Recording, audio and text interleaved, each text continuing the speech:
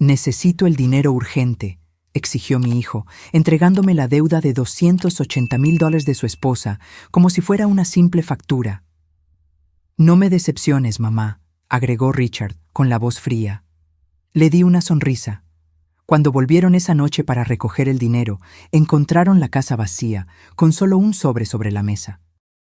Pero antes de continuar, verifica si ya estás suscrito al canal y escribe en los comentarios, ¿desde dónde estás viendo este video? Nos encanta saber hasta dónde están llegando nuestras historias. El sonido del timbre a las 6 de la mañana nunca trae buenas noticias. Yo ya estaba despierta, observando el amanecer desde la ventana de la cocina, sosteniendo mi taza de té con ambas manos para absorber su calor. El invierno en Tijuana siempre fue despiadado, pero a mis 65 años, mis huesos parecían sentir el frío de forma más aguda. Cuando abrí la puerta, mi corazón se aceleró. Miguel estaba allí parado, su rostro tenso, iluminado por la luz tenue del amanecer. Mi único hijo, que rara vez me visitaba a menos que necesitara algo. No hubo abrazo, solo un beso apresurado en el aire cerca de mi cara mientras pasaba junto a mí, entrando sin esperar invitación. «Mamá, necesito hablar». Su voz tenía esa firmeza que yo conocía tan bien, la misma que usaba su padre cuando quería algo. Miguel fue directo a la cocina, donde mi taza de té aún humeaba. Sin ceremonia, se sentó a la mesa y puso una carpeta de cuero marrón frente a él. «Café, por favor, solo». No era una petición, era una orden. Preparé la bebida en silencio, observándolo por el rabillo del ojo. A sus 40 años, Miguel llevaba la postura impaciente de alguien perpetuamente tarde para algo más importante. Sus dedos tamborileaban en la carpeta mientras revisaba constantemente su celular. «¿Cómo están Luciana y los niños?», pregunté, poniendo el café frente a él. «Están bien. Mira, mamá, no tengo mucho tiempo». Abrió la carpeta y sacó unos papeles. «Tenemos un problema serio. Luciana hizo algunas inversiones que no salieron bien». Un escalofrío recorrió mi espalda. No era la primera vez que escuchaba algo así. En los últimos 5 años, desde la muerte de mi esposo, Roberto, Miguel había tomado el control de mis finanzas.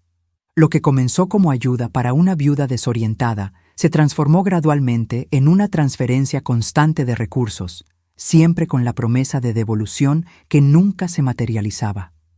Él deslizó un extracto bancario hacia mí. El número resaltado en rojo hizo que mi estómago se hundiera. 280,000 geleras. «Es una deuda con gente seria, mamá». Miguel tomó un sorbo del café. «Luciana se metió con unas personas que no bromean. Necesito este dinero para mañana». Mis manos comenzaron a temblar. «Miguel, eso es casi todo lo que tengo. Es mi jubilación, la venta de la casa de la playa, todo lo que quedó después de que tu padre». «¿Y para qué necesitas ese dinero?», me interrumpió bruscamente. «Vives en esta casa que ya está pagada. Tus gastos son mínimos. Tengo mis medicinas, mis tratamientos. Somos familia, mamá». Su voz se endureció. «Siempre dijiste que harías cualquier cosa por mí». Ahí estaba la frase mágica. Familia. El argumento final que siempre me hacía ceder, entregarme, sacrificarme. ¿Cuántas veces había escuchado eso ya? 20,000 para el negocio que no funcionó. 50,000 para resolver un problema con proveedores. Siempre la misma promesa. Es solo un préstamo, lo devuelvo tan pronto como las cosas mejoren. Miré el extracto en mis manos y luego al hijo que apenas reconocía.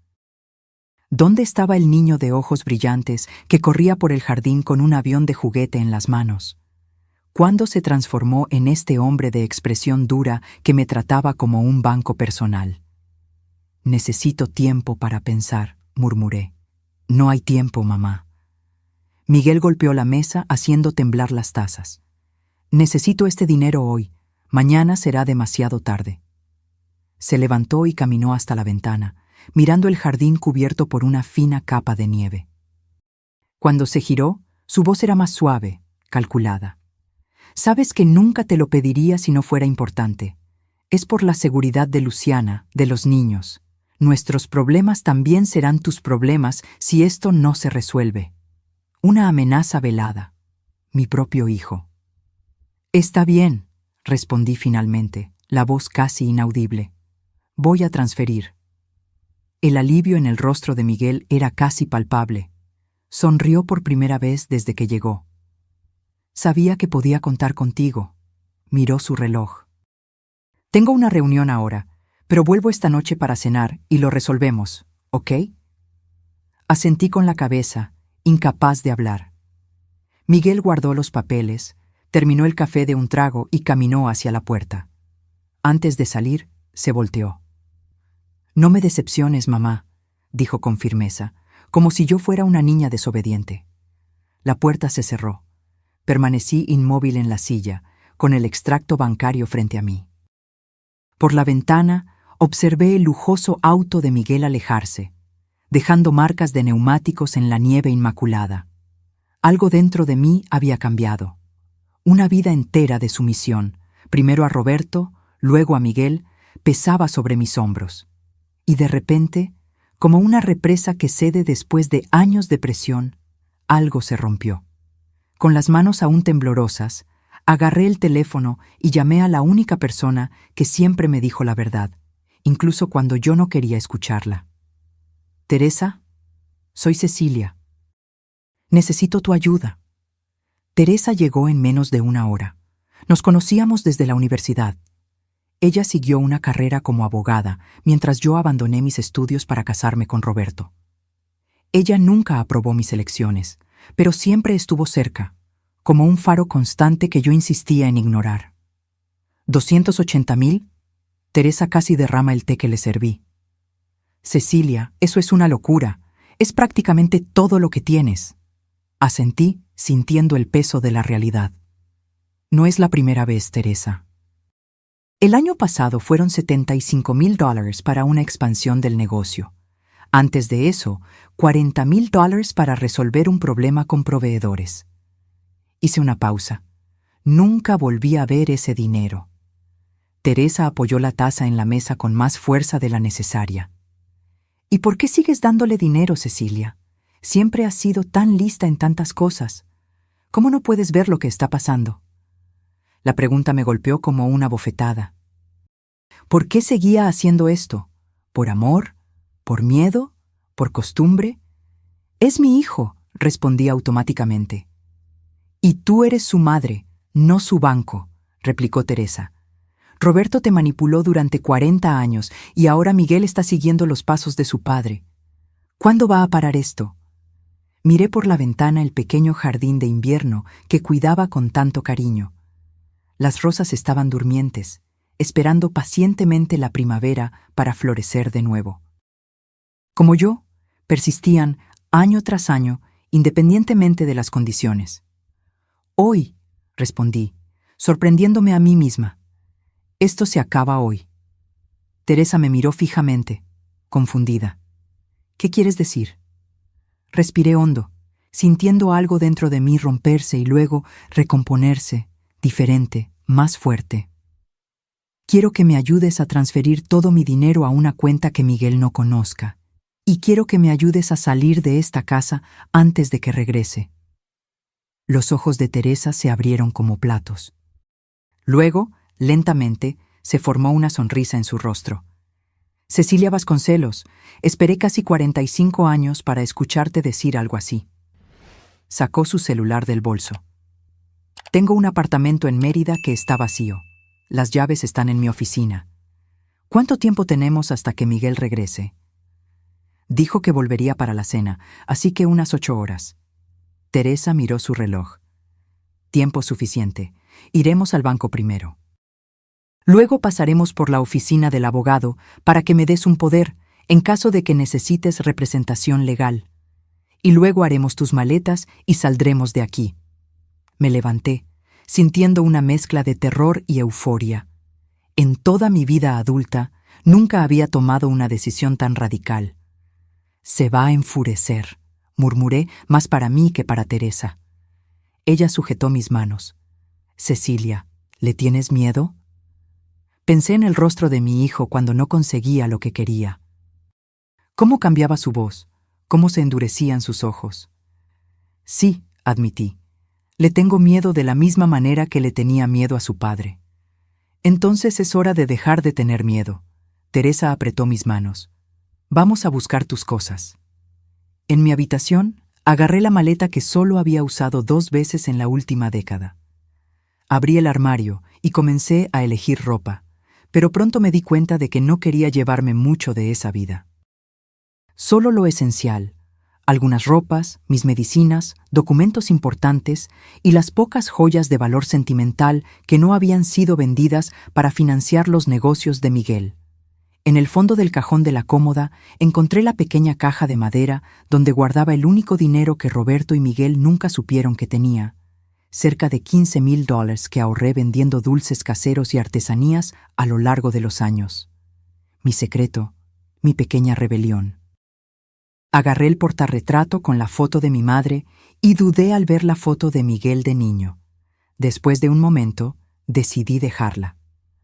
Cuando volví a la sala, Teresa estaba al teléfono organizando todo. El vuelo a Mérida está confirmado para las 16 horas. Aún tenemos tiempo para ir al banco y a la oficina.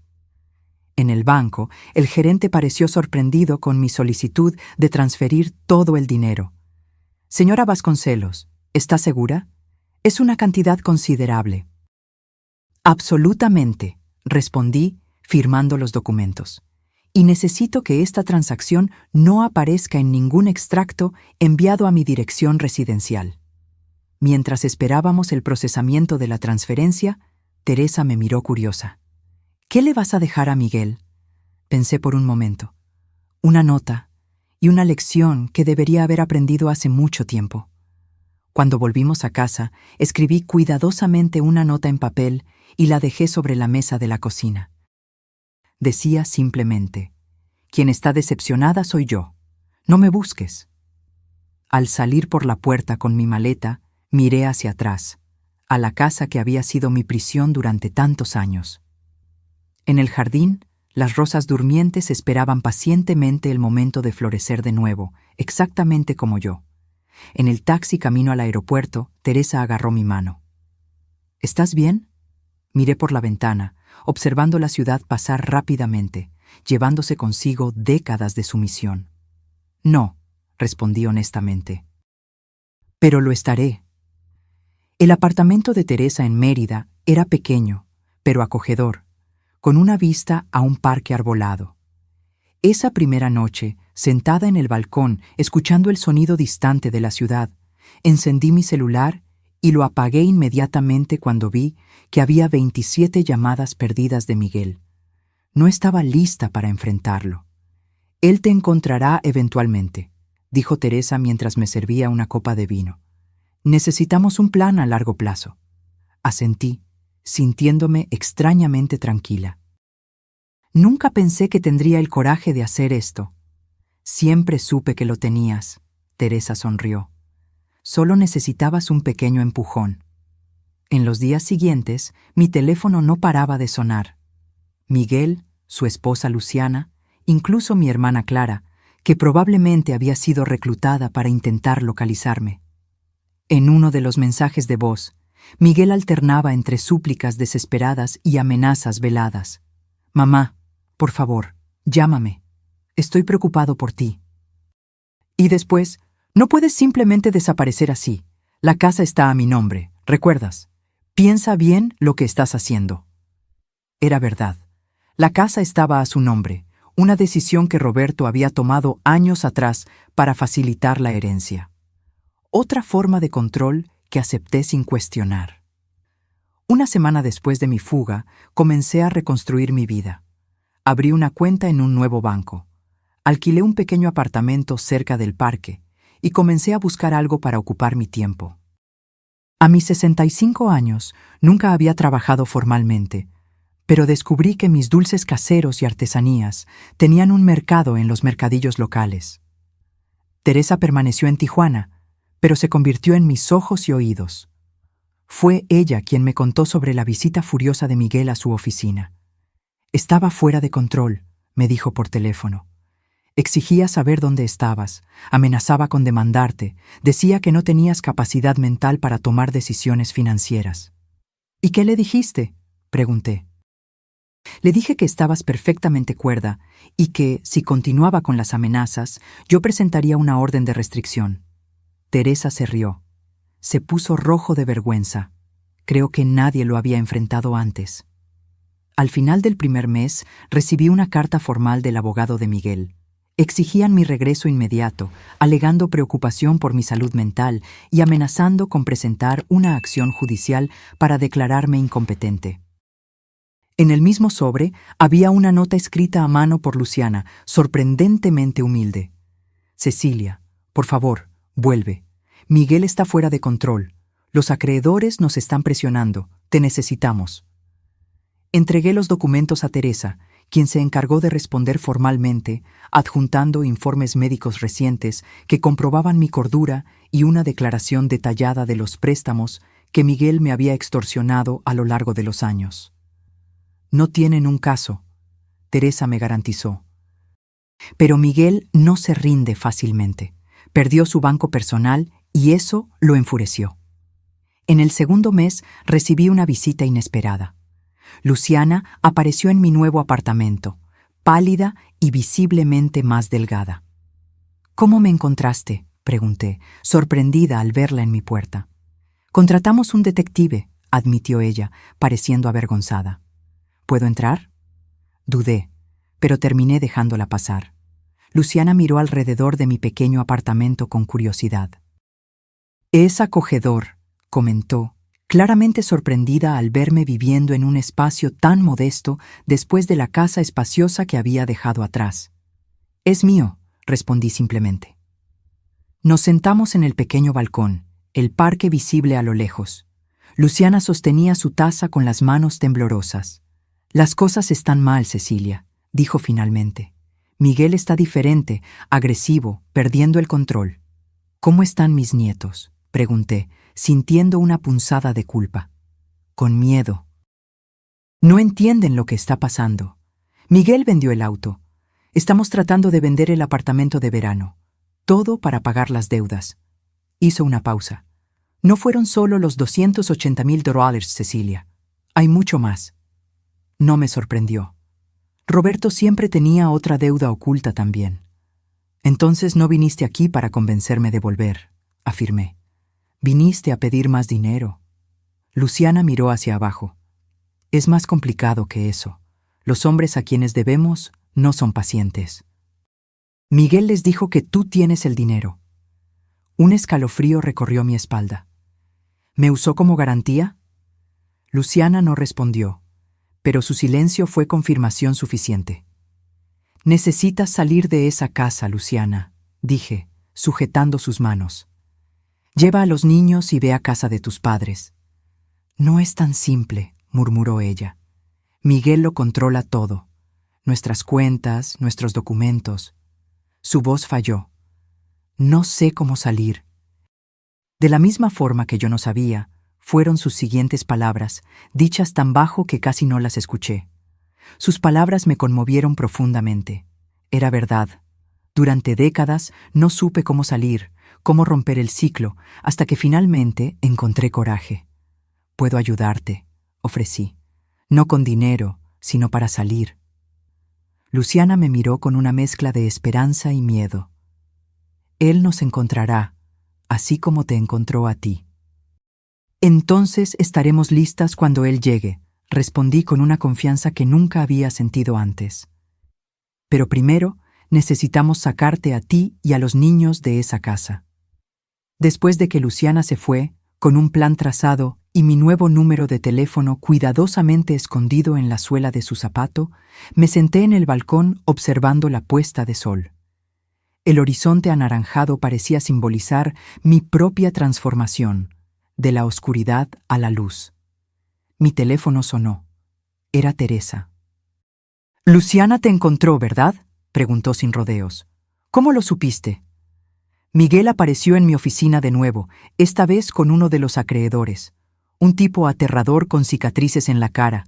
Hicieron amenazas veladas, queriendo saber dónde estabas. Mi estómago se revolvió. ¿Qué les dijiste? Les dije que si te tocaban un dedo, o a mí, o a cualquier persona relacionada con este caso, yo garantizaría que pasaran el resto de su vida tras las rejas. Teresa hizo una pausa. Cecilia, esto se está poniendo peligroso. Miguel está desesperado. Lo sé, respondí, observando el último rayo de sol desaparecer en el horizonte. Y las personas desesperadas hacen cosas desesperadas. A la mañana siguiente, me despertaron unos golpes insistentes en la puerta. Por un momento aterrador, pensé que Miguel me había encontrado, pero cuando miré por la mirilla, vi a una mujer que no reconocí. Señora. ¿Cecilia Vasconcelos? Preguntó ella cuando abrí la puerta parcialmente, manteniendo la cadena de seguridad puesta. Sí, soy yo. Soy la delegada Mariana Oliveira. Mostró una placa. Policía Civil. Necesitamos hablar sobre su hijo, Miguel Vasconcelos. Mi corazón se disparó. ¿Le pasó algo? La expresión de la delegada se mantuvo neutral.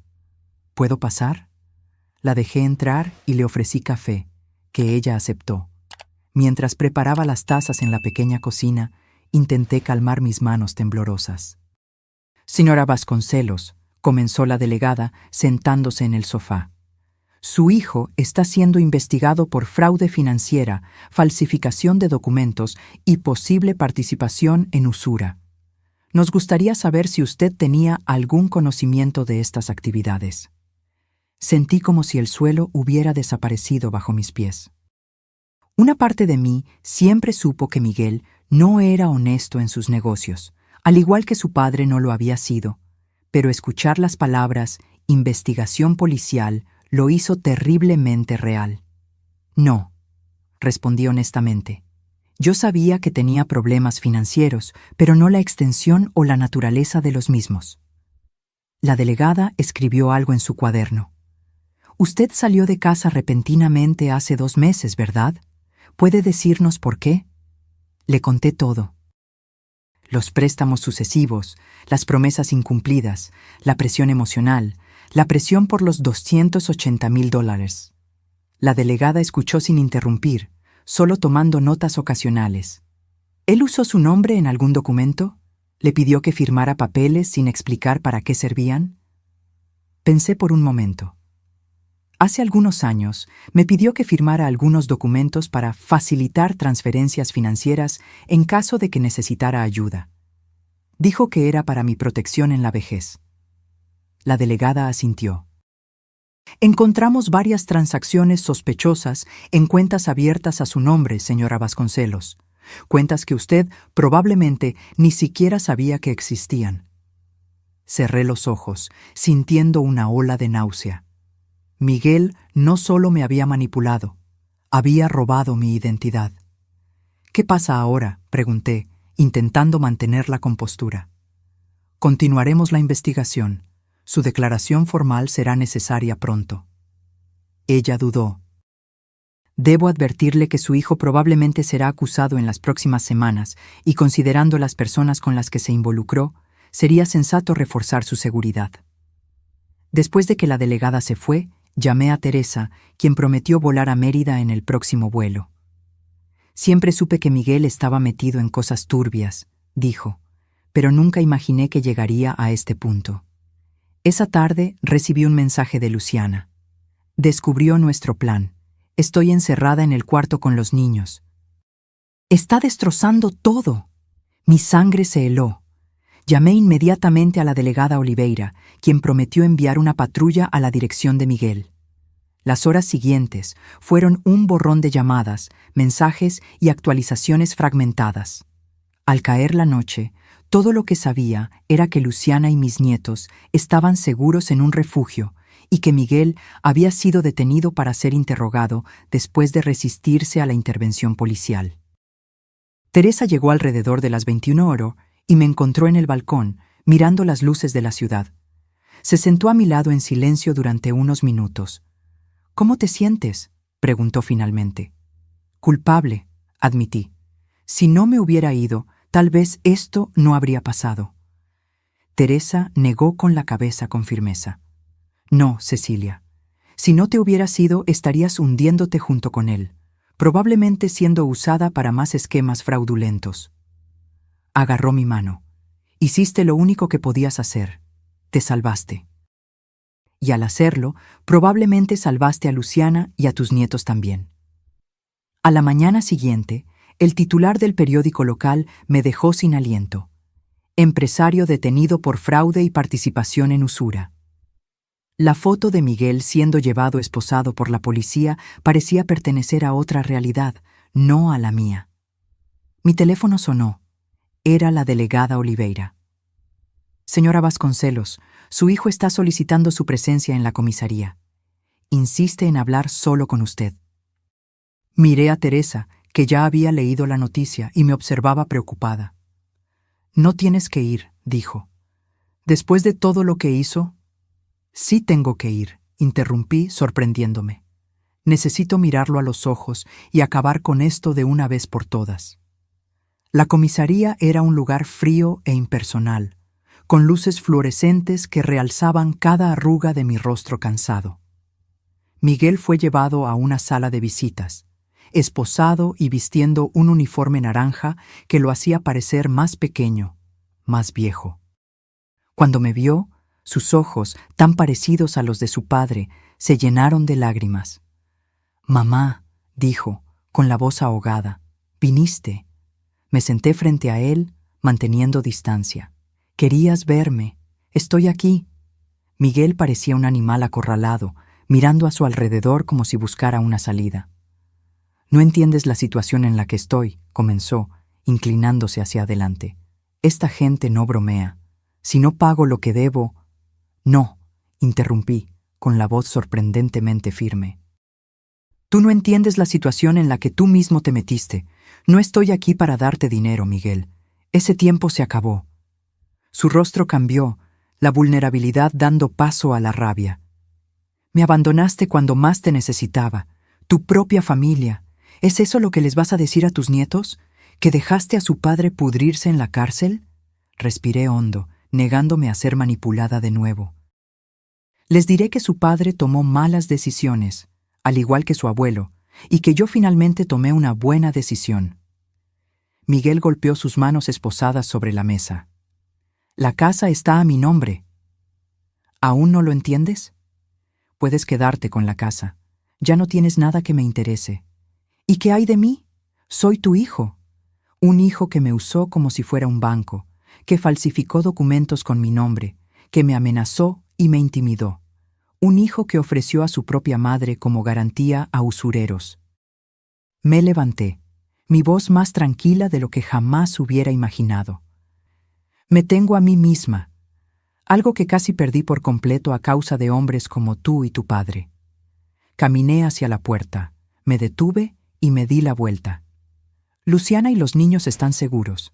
Tendrán la oportunidad de empezar de nuevo, lejos de ti». Hice una pausa.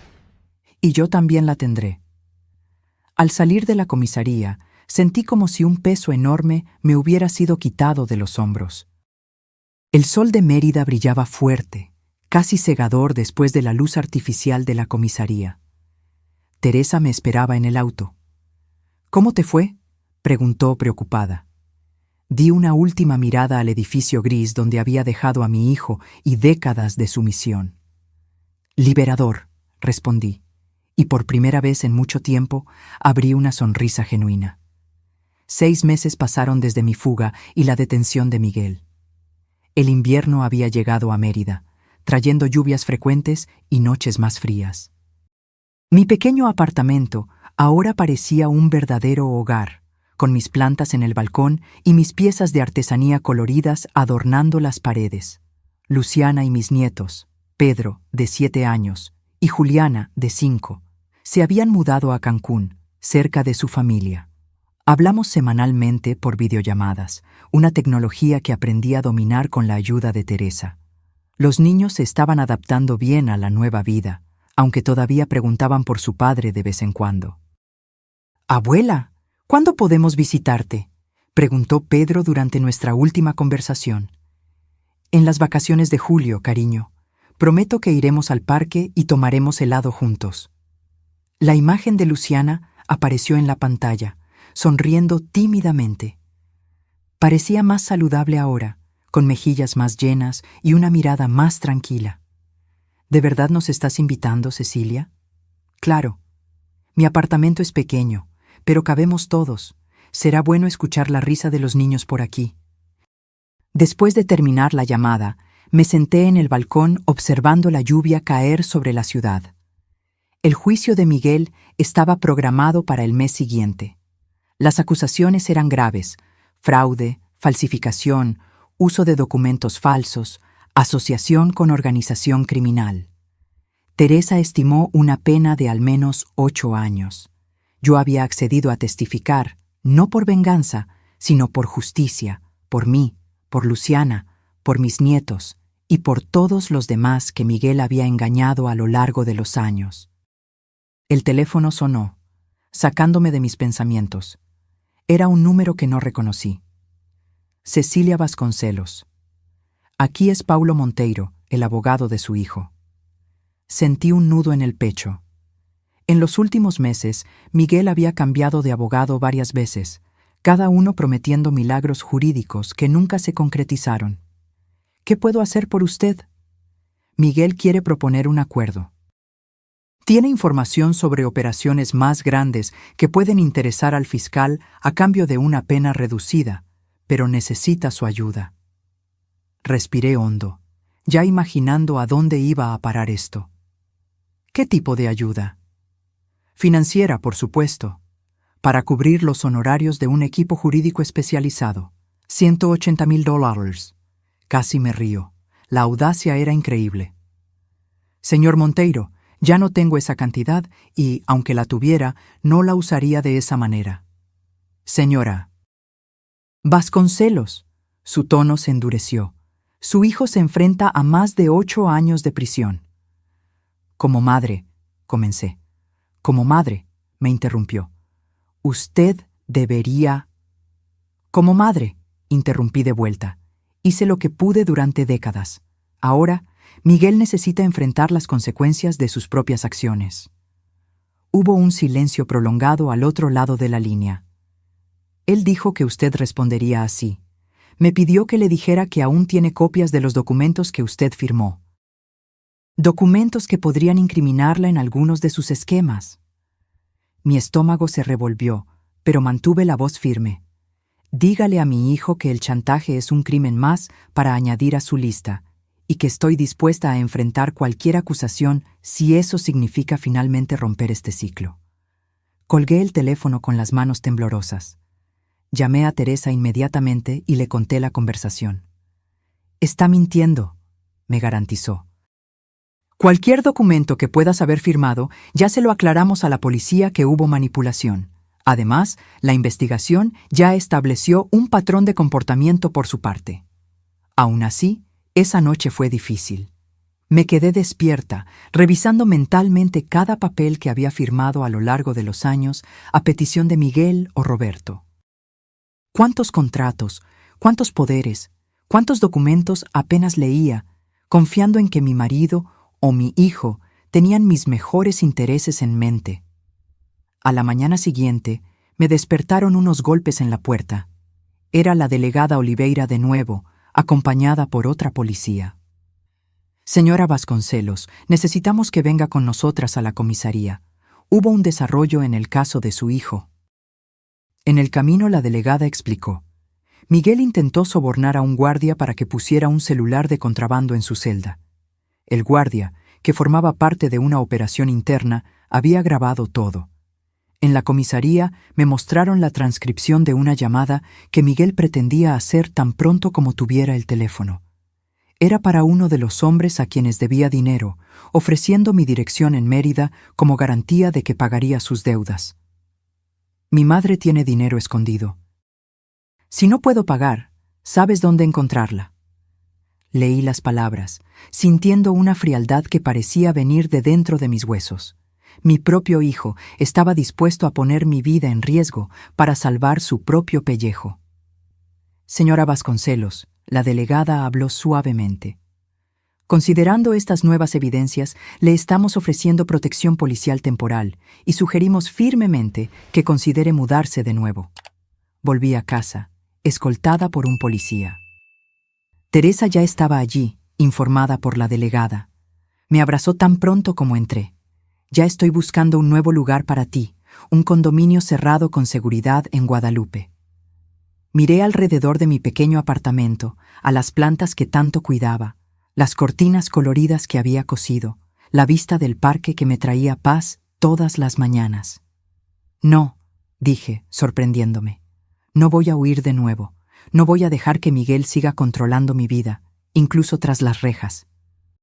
Teresa me miró con una mezcla de preocupación y admiración. Cecilia, esos hombres son peligrosos. Lo sé, y tomaré todas las precauciones necesarias, pero este es mi hogar ahora, el primero que realmente elegí para mí. No voy a renunciar a él. En los días siguientes, instalamos un sistema de seguridad completo, con cámaras, alarmas y cerraduras reforzadas. La policía aumentó el patrullaje en el vecindario, y 2 policías encubiertos se turnaban en un coche estacionado frente al edificio. Luciana me llamó en pánico después de ser informada de la situación. Cecilia, ven aquí, quédate con nosotros, por favor. Estoy segura, cariño, la tranquilicé. Y ahora tengo una vida aquí, mis mercadillos de artesanía, mis amigas, mis clases de acuarela para adultos mayores. Me reí un poco. A los 65 años, finalmente descubrí quién soy cuando no estoy cuidando de hombres ingratos. Una semana después, cuando el pánico inicial pasó, recibí un sobre oficial. Era una citación para testificar en el juicio de Miguel, programado para dentro de 2 semanas. Teresa, que se había quedado en Mérida conmigo, revisó el documento. ¿Estás lista para esto? Enfrentarlo en el tribunal no será fácil. Miré por la ventana hacia el parque que se había convertido en mi refugio. Estoy lista. El tribunal era un edificio imponente en el centro de Mérida. Estaba de vuelta en la parte de la ciudad donde Miguel vivía por primera vez desde mi fuga, sintiendo una extraña desconexión con las calles que solía frecuentar. Teresa conducía mientras yo observaba el paisaje urbano pasar por la ventana. ¿Nerviosa?, preguntó cuando estacionamos. Extrañamente no. Siento como si estuviera cerrando un capítulo. En el tribunal me senté junto a Teresa en la primera fila. La fiscal, una mujer de mediana edad con una mirada astuta, vino a saludarnos antes del inicio de la sesión. Señora Vasconcelos, su testimonio será crucial hoy. Miguel intenta presentarse como víctima de las circunstancias, manipulado por aliados más poderosos. Siempre fue bueno en presentarse como víctima, comenté. La puerta lateral se abrió y Miguel entró, escoltado por 2 guardias. Estaba más delgado, con el rostro marcado por ojeras profundas. Nuestras miradas se encontraron por un instante, la suya suplicante, la mía firme. El juez entró y todos se levantaron. El juicio comenzó con las formalidades procesales, seguidas por el testimonio de peritos forenses que detallaron la complejidad de los esquemas financieros de Miguel. Cuando mi nombre fue finalmente llamado, caminé hacia el estrado de los testigos con pasos lentos, pero decididos. Después del juramento, el fiscal comenzó. Señora Vasconcelos, ¿puede contarnos sobre su relación con el acusado, su hijo? Miré directamente a Miguel mientras hablaba. Lo crié sola después de la muerte de mi marido, hace 5 años. Antes de eso, vivíamos como una familia aparentemente normal. Hice una pausa. Solo aparentemente. ¿Cómo así? Mi marido, Roberto, padre de Miguel, también era manipulador y controlador financieramente. Miguel aprendió del mejor. El fiscal asintió. ¿Puede detallar cómo su hijo la manipuló financieramente? Les conté todo. Los préstamos sucesivos, las promesas incumplidas, la presión emocional, el chantaje velado. En el último episodio, él exigió $280,000, prácticamente todos mis ahorros, para supuestamente pagar una deuda de su esposa. Cuando me di cuenta de que nunca volvería a ver ese dinero, al igual que no vi los valores anteriores, decidí irme. hizo tomar esa decisión después de tantos años cediendo a sus exigencias? Pensé por un momento, buscando las palabras correctas. Cuando dijo, "No me decepciones, mamá", me di cuenta de que no me veía como una persona, solo como un recurso a ser explotado. En ese momento, algo dentro de mí se rompió y se arregló de una manera diferente. El abogado de Miguel se levantó para el contrainterrogatorio. Era un hombre de mediana edad, con un traje caro y expresión calculadora. Señora Vasconcelos, ¿usted se considera una buena madre? La pregunta me tomó por sorpresa. Vi al fiscal empezar a oponerse, pero levanté ligeramente la mano. Durante décadas, creí que ser una buena madre significaba darle todo a mi hijo: dinero, tiempo, mi autoestima. Ahora entiendo que ser una buena madre también significa enseñar responsabilidad y consecuencias. Usted abandonó a su hijo cuando más la necesitaba, el abogado insistió. No, señor. Dejé de permitir comportamientos destructivos. Hay una gran diferencia. ¿Y qué hay de las amenazas que su hijo supuestamente hizo contra usted? ¿No cree conveniente que estas alegaciones solo estén surgiendo ahora, cuando él está a punto de proponer un acuerdo con el fiscal? Permanecí tranquila, a pesar de la insinuación. Las grabaciones hablan por sí mismas, y no creo conveniente que mi propio hijo haya ofrecido mi dirección a criminales como garantía para sus deudas. Creo que es trágico. Cuando finalmente me despidieron, volví a mi asiento, sintiendo las piernas temblar. Teresa apretó mi mano en silencio. El juicio continuó con otros testimonios. Empleados de Miguel, clientes perjudicados, incluso Luciana, que describió años de mentiras y manipulación. Durante todo ese tiempo, observé a Miguel ponerse cada vez más agitado, cuchicheando furiosamente con su abogado. Al final del día, cuando el juez anunció un receso hasta la mañana siguiente, Miguel me miró una última vez antes de ser llevado. Ya no había súplica en sus ojos, solo un odio frío que me hizo estremecer. De vuelta en el hotel esa noche, no podía dormir. La expresión de Miguel me acechaba. Era la misma expresión que Roberto solía tener cuando no conseguía lo que quería. Una mezcla de rabia y cálculo, como si estuviera planeando su próximo paso. Por la mañana volvimos al tribunal para escuchar las alegaciones finales. El fiscal presentó un caso sólido, detallando años de fraude y manipulación. El abogado de Miguel intentó retratarlo como un empresario en dificultades que cometió errores, pero no crímenes intencionales. Cuando el juez se retiró para deliberar, Teresa y yo fuimos a una cafetería cercana a tomar café. Yo estaba distraídamente revolviendo mi café cuando noté a un hombre sentado a unas mesas de distancia observándonos. Cuando nuestras miradas se encontraron, él desvió rápidamente la mirada. «Teresa», susurré, «ese hombre nos está observando». Ella miró discretamente.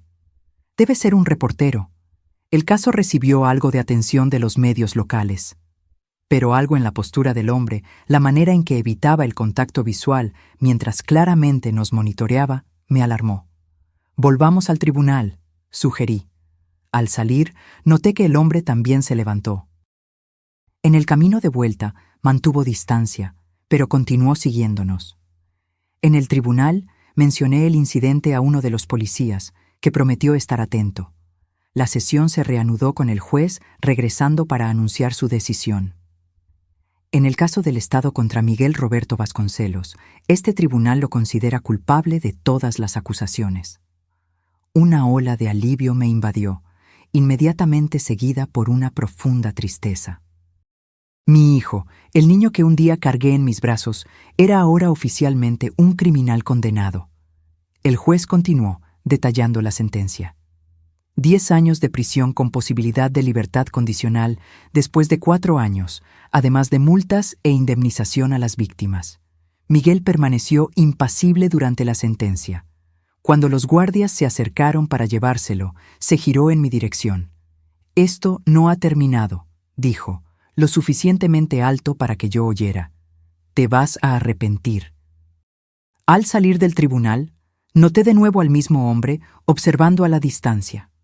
Esta vez lo señalé directamente al policía que nos acompañaba. El hombre se dio cuenta y desapareció rápidamente entre la multitud. «Necesitamos volver al apartamento hoy mismo», le dije a Teresa mientras caminábamos hacia el coche. «No me siento segura aquí». En la semana siguiente al juicio, intenté retomar mi rutina en Mérida. La protección policial se había reducido a patrullas periódicas, ya que las amenazas de Miguel parecían menos viables ahora que estaba condenado y bajo vigilancia constante. Una tarde, al volver del mercadillo donde vendía mis piezas de artesanía, noté un coche desconocido estacionado cerca de mi edificio. Algo en el vehículo me puso en alerta máxima. Tal vez eran las ventanas muy oscuras o el hecho de estar estratégicamente posicionado para tener una vista de la entrada del edificio. En lugar de entrar, pasé de largo y llamé a la delegada Oliveira. «Puede que no sea nada», admitió ella, «pero no cuesta nada verificar. Quédese en un lugar público mientras enviamos a alguien». Entré en una cafetería cercana y esperé, observando por la ventana. 20 minutos después, una patrulla se acercó al vehículo sospechoso. 2 hombres salieron rápidamente e intentaron huir, pero fueron interceptados por la policía. Mi teléfono sonó. Era la delegada. «Señora Vasconcelos, detuvimos a 2 individuos con antecedentes criminales. Tenían armas sin registro y su dirección anotada en un pedazo de papel». Un escalofrío recorrió mi espalda. «¿Asociados de Miguel?» «Probablemente. Los estamos interrogando ahora. ¿Tiene un lugar seguro para quedarse por unos días?» Llamé a Teresa inmediatamente. Su respuesta fue rápida y decisiva. «Te recojo en 1 hora. Vamos a mi casa de playa en Guadalupe. Nadie la conoce». Volví a mi apartamento, escoltada por la policía, para empacar algunas pertenencias esenciales. Mientras hacía una maleta a toda prisa, miré alrededor al hogar que había construido con tanto cariño. Una vez más, necesitaba correr. O tal vez no. Un pensamiento comenzó a formarse en mi mente. Una idea que habría parecido absurda para la vieja Cecilia, pero que ahora tenía todo el sentido. Cuando Teresa llegó, le expliqué mi plan. «Es arriesgado», me advirtió. «Vivir con miedo es más arriesgado», respondí. «Y estoy cansada de esconderme». Al día siguiente, en lugar de esconderme en Guadalupe, volví a mi apartamento. Esta vez, con un objetivo claro. Con la ayuda de la delegada Oliveira y su equipo, montamos una trampa. Los 2 detenidos fueron persuadidos a cooperar a cambio de penas reducidas. Revelaron que Miguel, usando el celular de otro recluso durante el horario de visitas, había contratado a una tercera persona para darme un susto, un eufemismo para algo mucho más siniestro. «A él no le importa si te lastimas de verdad», explicó la delegada. «Solo quiere que sepas que él todavía tiene poder, incluso dentro de la prisión». El plan era simple. Yo mantendría mi rutina normal, fingiendo no saber nada, mientras policías encubiertos monitoreaban cada movimiento mío. Cuando el hombre de Miguel apareciera, sería detenido en flagrante. Durante 3 días viví en estado de alerta constante. Cualquier ruido me hacía saltar. Cualquier extraño en la calle parecía una amenaza. En la mañana del 4.º día, mientras regaba las plantas del balcón, noté a un hombre apoyado en un poste al otro lado de la calle, observándome fijamente. Nuestras miradas se encontraron brevemente antes de que yo entrara en el apartamento e hiciera una señal a la policía encubierta, disfrazada de empleada doméstica que estaba limpiando mi sala de estar. «Es él», susurré. «Estoy segura». El hombre continuó vigilando el edificio durante cerca de media hora. Luego, lentamente, comenzó a cruzar la calle hacia la entrada. El portero, otro policía disfrazado, lo dejó entrar sin cuestionar. Me senté en el sofá de la sala, de cara a la puerta, y esperé. Mi corazón latía tan fuerte que podía escucharlo en mis oídos. La policía estaba escondida en el cuarto con la puerta entreabierta. El timbre sonó. Respiré hondo y fui a abrir. «¿Señora Cecilia Vasconcelos?», preguntó el hombre, un individuo de apariencia común que podría pasar fácilmente desapercibido entre la multitud. Sí, tengo un mensaje de su hijo. Antes de que pudiera hacer cualquier movimiento, 3 policías surgieron de diferentes puntos del pasillo y lo dominaron rápidamente. El hombre no se resistió, pareciendo casi aliviado de haber sido atrapado. Más tarde ese día, la delegada Oliveira me visitó para informarme que el hombre había confesado todo. Miguel le había prometido pagar $5,000 para asustar a la madre ingrata que lo había abandonado. ¿Y qué significaba exactamente sustos?, pregunté. La delegada dudó. Involucraba romper algunos objetos en su apartamento, hacer amenazas verbales y... se detuvo. Dejar marcas visibles en usted. Nada fatal, pero lo suficiente para hacer que nunca más se sienta segura. Me senté, sintiendo que mis piernas flaqueaban. ¿Esto es suficiente para nuevas acusaciones contra Miguel? Sí, tentativa de agresión, contratación de terceros para cometer un crimen, amenazas. Esto probablemente eliminará cualquier posibilidad de libertad condicional durante los próximos años. Una semana después, visité a Miguel en prisión. Pareció sorprendido al verme, como si no esperara que yo tuviera el coraje de enfrentarlo de nuevo. Vine a despedirme, Miguel, dije cuando nos sentamos cara a cara, separados por un vidrio. ¿Despedirme? Sí, la persona que intentaste asustar confesó todo. Vas a enfrentar nuevas acusaciones y probablemente vas a quedarte aquí mucho más tiempo de lo que imaginabas. Hice una pausa, pero no vine aquí para eso. Vine a decirte que voy a seguir con mi vida. Miguel se rió amargamente. ¿Qué vida? Tienes 65 años, mamá. Estás sola. Estoy libre, lo corregí. Y descubrí que nunca es tarde para empezar de nuevo. ¿Sabes? Yo siempre me definí como la esposa de Roberto o la madre de Miguel. Ahora estoy descubriendo quién es Cecilia. Me miró con una mezcla de desprecio y confusión. ¿Y quién es Cecilia? Sonreí sinceramente. Una mujer que finalmente aprendió a valorarse. Una mujer que ya no tiene miedo. Miguel golpeó sus manos en el vidrio, frustrado. ¿Crees que esto terminó? Pero no terminó. Voy a salir un día. Cuando ese día llegue, si es que llega, estaré lista. Me levanté. Adiós, Miguel. Al salir de la prisión, sentí una ligereza que no sentía hacía décadas.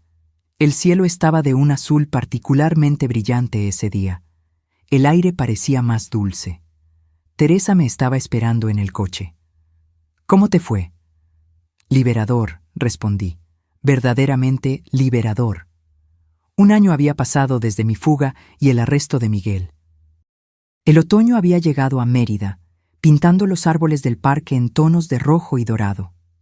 Mi pequeño negocio de artesanía había crecido. Ahora tenía 3 alumnas, mujeres mayores como yo, que venían todas las semanas para aprender y principalmente para conversar. Luciana y mis nietos me visitaron 2 veces.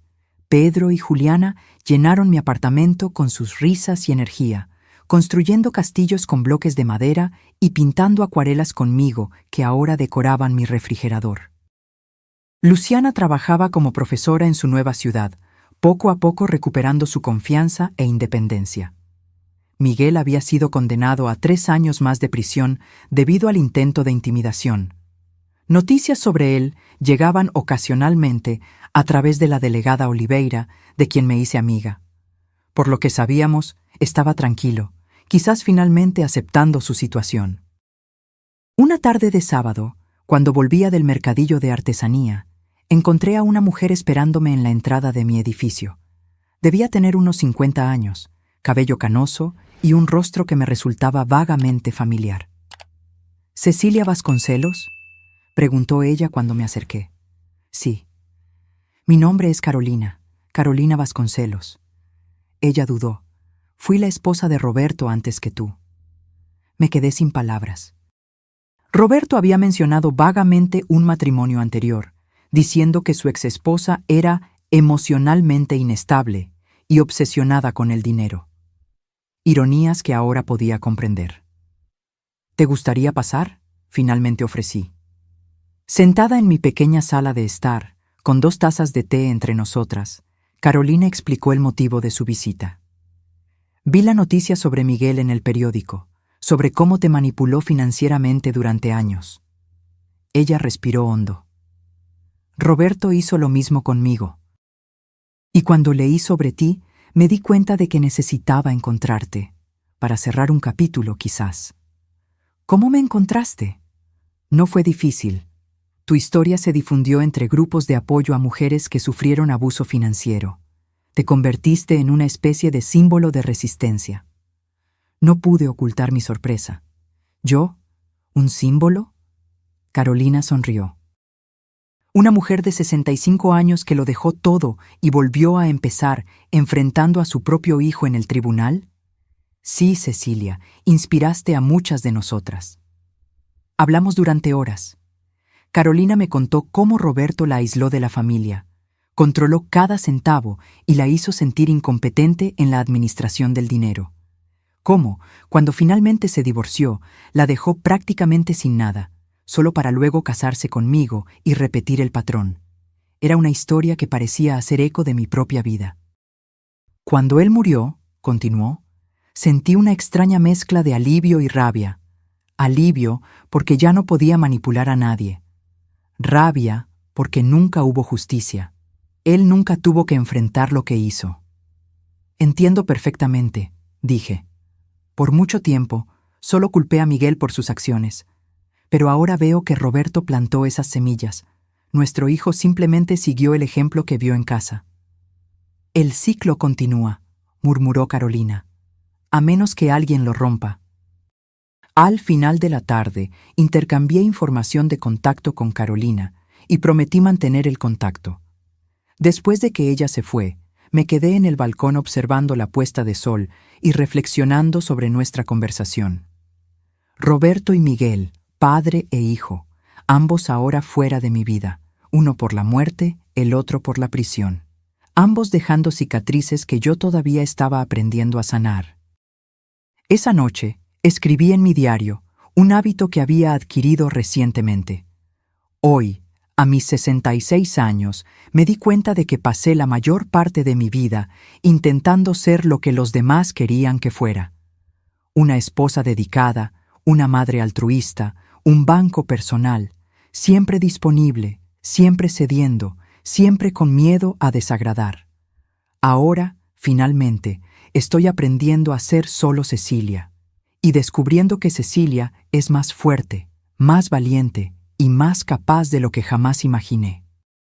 El dinero que Miguel me extorsionó a lo largo de los años, no puedo recuperarlo. Los años que pasé en un matrimonio asfixiante con Roberto, no puedo recuperarlos, pero el tiempo que me queda es todo mío, para vivir como yo elija, sin miedo, sin manipulación, sin arrepentimientos.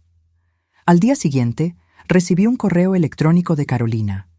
Había hablado con otras mujeres que pasaron por situaciones similares y sugirió la formación de un grupo de apoyo. Acepté inmediatamente. Nuestro primer encuentro fue en una cafetería cerca del parque. Éramos 5, todas con historias de control financiero y emocional por parte de maridos, hijos o hermanos. Compartimos nuestras experiencias, nuestras tristezas, nuestras pequeñas y grandes victorias. Al final de la reunión, Teresa, que me acompañaba, sugirió: deberías formalizar esto, crear una ONG o algo así. Hay tantas mujeres por ahí que necesitan escuchar estas historias, que necesitan saber que nunca es tarde para empezar de nuevo. La idea rápidamente tomó forma. En pocos meses, Recomesos, Nuevos Comienzos, fue registrada oficialmente como una organización sin fines de lucro dedicada a apoyar a mujeres víctimas de abuso financiero y emocional. Usando mis habilidades de artesanía, creé nuestro símbolo, un fénix colorido renaciendo de las cenizas. Nuestra primera conferencia pública atrajo a más de 40 mujeres. Estaba nerviosa al subir al pequeño escenario improvisado, pero cuando comencé a hablar, mi voz se hizo más fuerte. Mi nombre es Cecilia Vasconcelos. Tengo 66 años. Durante casi 7 décadas permití que otros controlaran mi vida y mi dinero. Primero mi marido, luego mi hijo. Hasta que un día, cuando mi hijo exigió $280,000, casi todo lo que tenía, algo dentro de mí se rompió y se arregló. Miré los rostros atentos en la platea. Nunca es tarde para decir no. Nunca es tarde para empezar de nuevo. Y nunca, jamás, es demasiado tarde para descubrir quién eres realmente cuando no estás viviendo para la aprobación de otra persona. Los aplausos fueron ensordecedores. 2 años después de mi fuga, recibí una carta inesperada. Era de Miguel, escrita con una letra que parecía más contenida, menos impulsiva de lo que recordaba. Cecilia, comenzaba la carta, sin usar la palabra mamá. No estoy escribiendo para pedir perdón. Sé que no lo merezco, pero para decirte que estoy en terapia aquí en prisión. El psicólogo me hizo ver patrones que no podía ver antes. Cómo repetí contigo exactamente lo que hacía mi padre. Cómo aprendí a ver a las personas como recursos, no como seres humanos. No me estoy disculpando, solo estoy reconociendo la verdad. Y la verdad es que tenías razón en dejarme enfrentar las consecuencias de mis acciones. Sé que probablemente tirarás esta carta, y no te culpo. Solo quería que supieras que, a pesar de todo, estoy orgulloso de la persona en la que te has convertido. Vi tu foto en el periódico hablando en esa conferencia. Parecías diferente, más fuerte. Leí la carta varias veces, sintiendo emociones contradictorias. Cautela, porque conocía bien la capacidad de manipulación de Miguel. Tristeza por lo que podría haber sido. Y, sorprendentemente, un toque de esperanza. No respondí inmediatamente. En su lugar, llevé la carta a mi próxima sesión de terapia. Otro hábito saludable que adquirí en mi nueva vida. ¿Qué quieres hacer?, preguntó mi terapeuta después de que leí la carta. No sé. Una parte de mí quiere creer que realmente está cambiando. Otra parte me recuerda cuántas veces fui engañada antes. ¿Y si ambas partes tienen razón? ¿Y si realmente está intentando cambiar, pero aún no es seguro para ustedes reconectarse? Esas palabras permanecieron conmigo en los días siguientes. Finalmente, escribí una breve respuesta. Miguel, recibí tu carta. No puedo decir que confío en tus palabras. La confianza, una vez rota, es difícil de recuperar. Pero reconozco tu esfuerzo por buscar ayuda y reflexionar sobre tus acciones. Mi vida ahora se centra en ayudar a mujeres que pasaron por lo que yo pasé. Encontré propósito y paz en ese trabajo. Espero sinceramente que tú también encuentres tu camino. Si es un verdadero camino de cambio, tal vez podamos hablar de nuevo algún día. No como la madre y el hijo que éramos, sino como dos personas intentando mejorar. Cecilia. Envié la carta sin grandes expectativas. No esperaba una respuesta y no la recibí durante meses. Estaba bien. Mi vida había seguido su propio curso, independientemente de Miguel o de las sombras del pasado. La primavera llegó a Mérida, transformando la ciudad con colores vibrantes. Nuestra organización, Recomesos, había crecido, ahora con una pequeña oficina en el centro de la ciudad y voluntarios dedicados. 2 veces por semana ofrecíamos talleres gratuitos de educación financiera, algo que yo misma tuve que aprender desde 0 a los 65 años. Luciana se convirtió en una colaboradora frecuente, compartiendo su propia jornada de recuperación financiera y emocional. Mis tardes de sábado estaban reservadas para mis nietos, que ahora venían a visitarme regularmente. Pedro, con casi 9 años, adoraba dibujar conmigo. Juliana, a los 7, ya se interesaba por mi artesanía. «Abuela», me preguntó cierta tarde, mientras trabajábamos juntas en una pieza, «¿estás feliz ahora?». La pregunta me tomó por sorpresa. Dejé de bordar y miré a mi nieta, sus ojos curiosos, su rostro inocente. «Sí, cariño», respondí con sinceridad, «más feliz que nunca». «¿Incluso sin el abuelo y papá?». Elegí las palabras con cuidado. A veces, Juliana, necesitamos alejarnos de las personas que amamos para encontrarnos a nosotras mismas. Eso no significa que dejemos de amarlas, solo significa que necesitamos amarnos a nosotras mismas también. Ella pareció considerar mis palabras, con las cejas fruncidas en concentración. ¿Cómo cuando necesito estar sola en mi cuarto a veces, aunque me guste jugar con Pedro? Sonreí, admirando su sabiduría infantil. Exactamente. En julio de ese año, recibí una llamada inesperada. Era la delegada Oliveira. Señora Vasconcelos, la llamo para informarle que su hijo será transferido a una casa de transición el próximo mes. La noticia me tomó por sorpresa.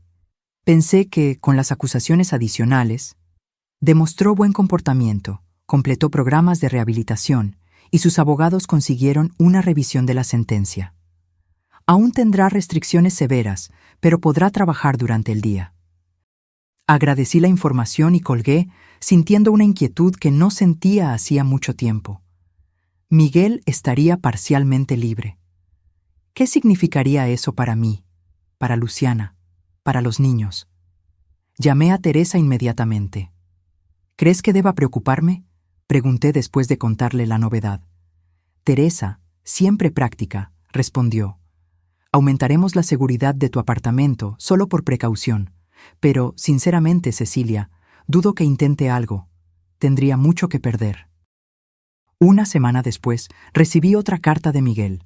A diferencia de la anterior, esta fue formal, casi distante. Cecilia, seré transferido a una casa de transición el próximo mes. Quería que lo supieras por mí y no por otra persona. Trabajaré en un proyecto de reforestación urbana durante el día y regresaré a la unidad por la noche y los fines de semana. No tengo intención de buscarte ni de interferir en tu vida de ninguna manera. Aprendí mis lecciones de la manera más difícil. El psicólogo aquí dice que respetar los límites es el primer paso para relaciones saludables. Estoy intentando practicarlo. También quería que supieras que he estado hablando con Luciana sobre los niños. Ella aceptó dejarme escribirles cartas bajo su supervisión. Tal vez algún día pueda verlos de nuevo cuando ella se sienta segura. La ausencia de la palabra mamá al principio y al final de la carta no pasó desapercibida. Realmente estaba intentando establecer una nueva dinámica, respetando el hecho de que nuestra antigua relación estaba irrevocablemente rota. Compartí la carta con Luciana en nuestra próxima videollamada. Ella confirmó que de hecho estaba permitiendo que Miguel escribiera a los niños. Los terapeutas creen que es importante no demonizar completamente a su padre, explicó. Y sus cartas han sido diferentes. Pregunta por sus intereses, no intenta manipular, no hace promesas vacías. ¿Crees que realmente ha cambiado?, pregunté. Luciana se encogió de hombros. Tal vez, o tal vez aprendió a ser más sutil, por eso todo está supervisado. Hizo una pausa. ¿Vas a responder a esta carta? Pensé por un momento. Creo que sí, para dejar claro que soy consciente de la situación y que mis límites permanecen intactos. Mi respuesta fue breve. Miguel, gracias por informarme sobre tu transferencia.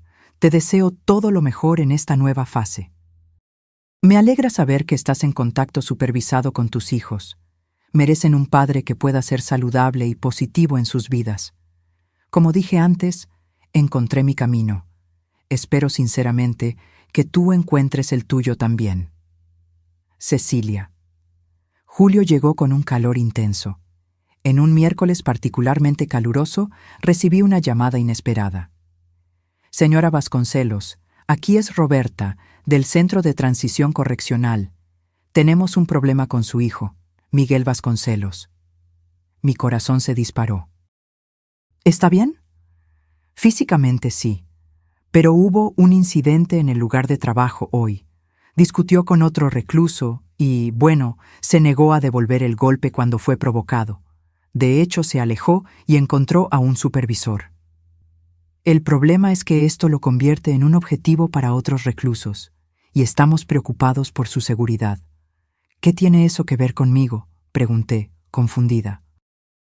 Miguel solicitó transferencia a otro proyecto, de preferencia uno donde pudiera trabajar solo o con supervisión directa.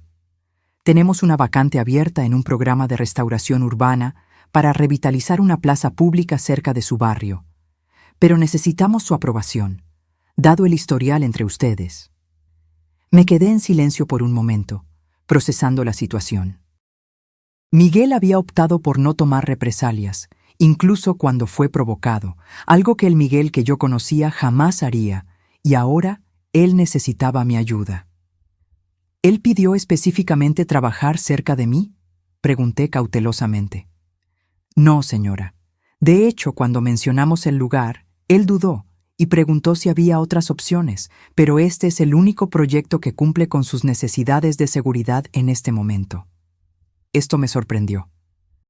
Miguel realmente se estaba esforzando por respetar mi espacio. ¿A qué distancia quedaría la obra de mi apartamento?, pregunté. Aproximadamente a 15 cuadras. No tendría permiso para salir del área del proyecto, que será monitoreada. Respiré hondo. Ok, doy mi aprobación. Después de colgar, cuestioné mi decisión. ¿Estaba siendo ingenua de nuevo o finalmente estaba ejerciendo compasión sin comprometer mis límites? Llamé a Teresa y le expliqué la situación. Hiciste lo correcto, me garantizó.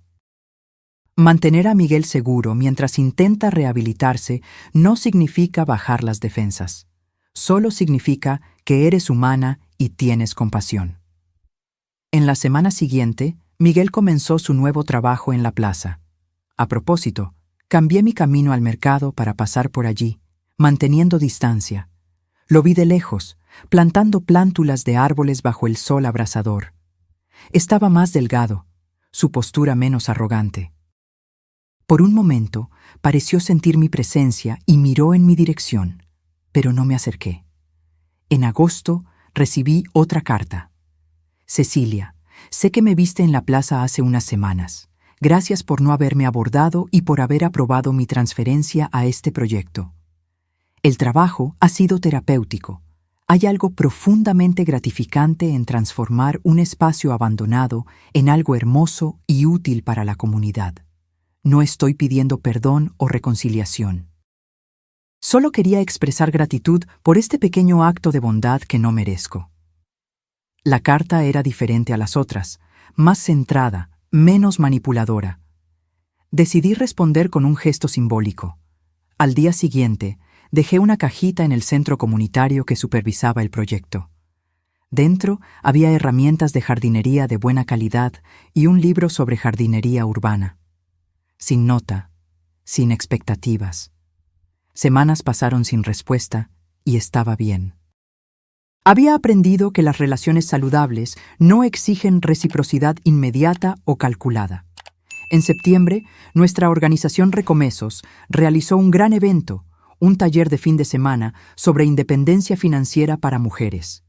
Yo sería la oradora principal, compartiendo mi jornada de la dependencia total a la autonomía financiera. En la mañana del evento, el auditorio estaba lleno con casi 80 mujeres. Entré al escenario, sintiendo esa mezcla familiar de nerviosismo y determinación. Buenos días, comencé. Mi nombre es Cecilia Vasconcelos.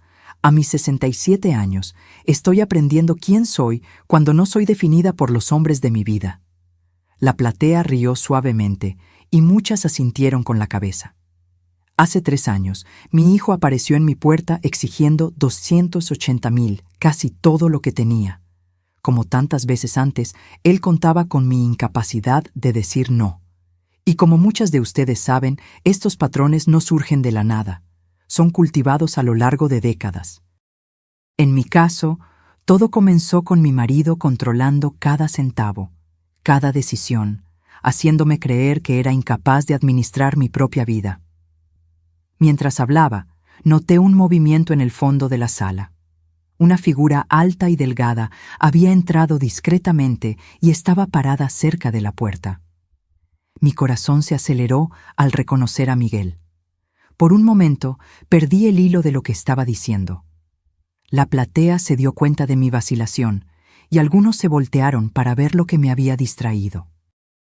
Respiré hondo y continué. El momento más difícil y liberador de mi vida fue cuando finalmente dije no. Cuando salí por la puerta, solo con una maleta y la determinación de no ser más una extensión de la cuenta bancaria de otra persona. Hablé durante 30 minutos más, consciente de la presencia silenciosa de Miguel en el fondo de la sala. No intentó acercarse, solo escuchó. Cuando terminé, fui aplaudida de pie. Mujeres vinieron a mí para compartir sus historias, pedir consejos, agradecer. Miguel permaneció donde estaba, esperando pacientemente que la multitud se dispersara. Finalmente, cuando el salón estaba casi vacío, se acercó lentamente. Parecía inseguro, vulnerable de una manera que nunca había visto antes. «Hola», dijo simplemente. «Hola», respondí. «Tu discurso fue a la vez poderoso y doloroso de escuchar». Hizo una pausa. «Gracias por las herramientas de jardinería». Nos quedamos en un silencio incómodo. Dos personas que antes eran tan cercanas ahora prácticamente extrañas. «¿Cómo supiste del evento?», pregunté finalmente. «Luciana lo mencionó en una carta. Pedí permiso especial para venir solo a escuchar». Asentí, dándome cuenta de cómo estaba respetando los límites, pidiendo permiso en lugar de asumir derechos. «¿Estás bien?», pregunté, genuinamente curiosa. «Estoy diferente», respondió después de un momento de reflexión, aprendiendo a convivir con las consecuencias de mis elecciones. Aprendiendo a existir sin manipular o controlar. Me miró directamente, aprendiendo que las personas no son medios para un fin. Hablamos durante casi una hora. No hubo grandes revelaciones o reconciliaciones dramáticas, solo dos adultos compartiendo experiencias honestamente, quizás por primera vez. Cuando nos despedimos, Miguel preguntó, «¿Podemos hacer esto de nuevo algún día?». «Tal vez», respondí. «Un paso a la vez». A la mañana siguiente, mientras caminaba por el parque con Teresa, reflexioné sobre el encuentro. «¿Crees que realmente cambió?», preguntó mi amiga. «Creo que se está esforzando», respondí honestamente. «Y eso es más de lo que Roberto jamás hizo». «¿Y tú? ¿Estás lista para perdonar?». Observé las flores floreciendo en el parque, su ciclo eterno de renovación. «Perdonar no es algo que se da de una sola vez», dije finalmente. «Es una práctica diaria». Estoy aprendiendo a perdonarlo tanto a él como a mí misma por permitir esto durante tanto tiempo. Esa tarde, sentada en el balcón de mi pequeño apartamento, escribí en mi diario: «Hoy, a mis 67 años, estoy aprendiendo que la vida rara vez ofrece finales perfectos. No hay garantía de que Miguel haya realmente cambiado o que continuará en este camino. No hay certeza de que no volveré a los viejos patrones en momentos de debilidad. Pero tal vez la vida no se trata de finales perfectos. Tal vez se trata de volver a empezar cuantas veces sea necesario, de romper ciclos tóxicos incluso cuando parece imposible, de creer que podemos ser más que nuestros peores momentos o nuestros errores más dolorosos. El dinero que Miguel exigió esa mañana, hace 3 años, fue el precio de mi liberación. Un precio alto, pero infinitamente menor que el costo de permanecer atrapada en una vida que no era verdaderamente mía. Hoy no soy rica financieramente. Vivo modestamente, gano lo suficiente vendiendo mi artesanía y con mis pequeños ahorros, pero soy inmensamente rica de otras maneras, en amistades genuinas, en propósito, en paz interior, en un coraje que no sabía que poseía. Y si hay una lección que me gustaría dejarles a mis nietas, a todas las mujeres que conozco en Recomesos, es esta: nunca es tarde para decir no. Nunca es tarde para redescubrir quién eres cuando no estás viviendo para complacer a los demás. Nunca es tarde para empezar de nuevo. A mis 67 años no estoy terminando mi historia. Solo estoy empezando a escribir los capítulos más auténticos. Cerré el diario y observé la puesta de sol pintar el cielo en tonos de naranja y púrpura. Mañana sería otro día de trabajo en la organización, otra oportunidad de transformar mi dolor en propósito, mi experiencia en orientación para otras mujeres. El timbre sonó. Era Teresa con una botella de vino. «Para celebrar», dijo ella, entrando. «¿Qué estamos celebrando?» 3 años desde que dijiste no, 3 años de libertad. Sonreímos y brindamos bajo el cielo del atardecer. «Por el coraje», propuse. Por Cecilia, corrigió Teresa, finalmente viviendo su propia vida. Ahora, si te gustó esta historia, haz clic en suscribirte y dime en los comentarios qué parte te dejó con la boca abierta. Y no olvides hacerte miembro para tener acceso a videos exclusivos que no publico aquí. Te espero allí.